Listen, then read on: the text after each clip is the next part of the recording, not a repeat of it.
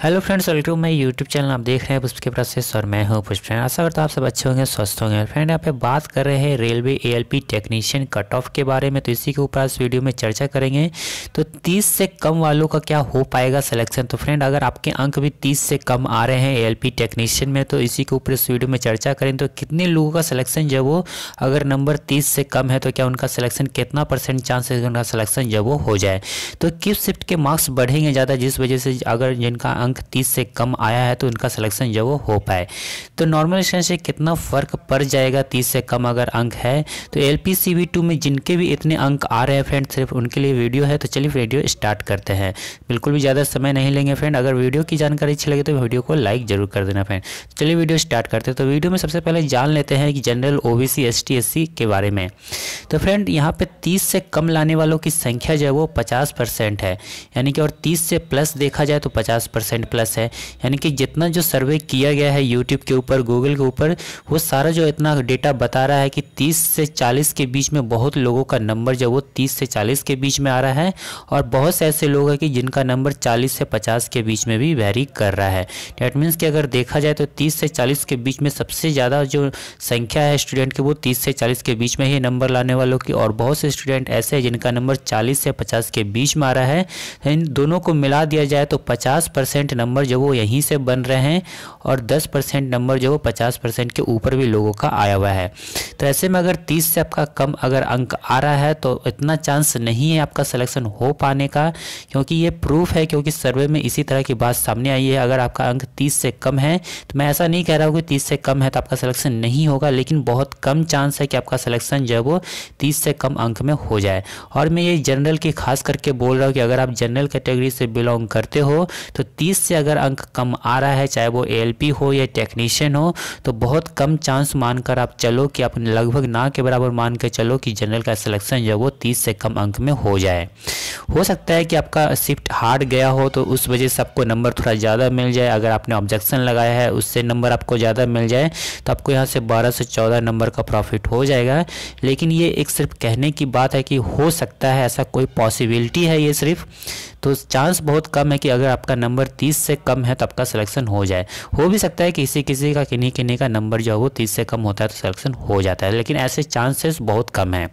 OBC की बात कर ले तो यहाँ पे OBC के लिए भी इतना ज़्यादा चांस नहीं है। अगर उनका अंक 30 से कम है, अगर वो OBC कैटेगरी से बिलोंग करते हैं, चाहे वो किसी भी जोन से हो, अगर उनका शिफ्ट हार्ड भी है, बहुत हार्ड है, अगर उनके नंबर 30 है या 29 है, तो थोड़ा बहुत चांस हो सकता है, थोड़ा बहुत ही चांस हो सकता है, ज़्यादा नहीं होगा, क्योंकि 30 से 40 के बीच में भी अंक बहुत लोगों का आ रहा है। और अब SC की बात कर ले तो SC के लिए यहाँ पे थोड़ा बहुत चांस दिखता हुआ नज़र आ रहा है। अगर आपके अंक 30 से कम है या आपके अंक 29 है या 28 है तो आपको यहाँ पे थोड़ा बहुत चांस हो सकता है। OBC से थोड़ा ज़्यादा चांस हो सकता है, क्योंकि SC का जो कट ऑफ होगा वो ज़्यादा नहीं जाएगा।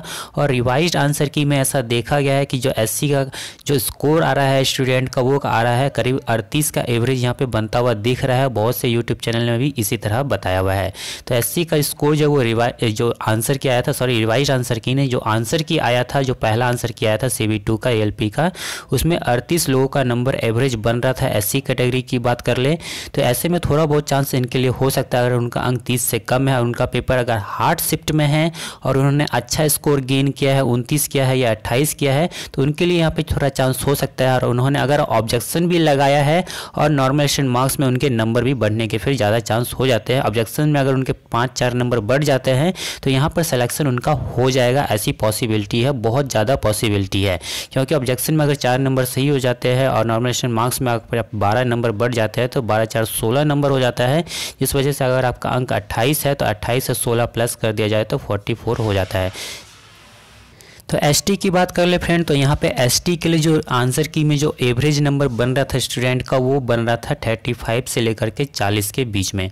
तो 35 से 40 के बीच में बहुत से लोगों का नंबर जो इन्हीं के बीच में एवरेज बन रहा था। तो ST का यहाँ पे थोड़ा ज़्यादा चांस हो सकता है इन सभी कैटेगरी का अगर देखा जाए कंपैरिजन में। तो ST के लिए यहाँ पे ज़्यादा चांस, अगर आप ST कैटेगरी से बिलोंग करते हैं और आपका नंबर 30 से लेस डाउन है, यानी कम है 30 से, अगर आपका अंक 27 है 28 है, तो आपका यहाँ पे बहुत बहुत चांस हो सकता है सिलेक्शन हो जाने का।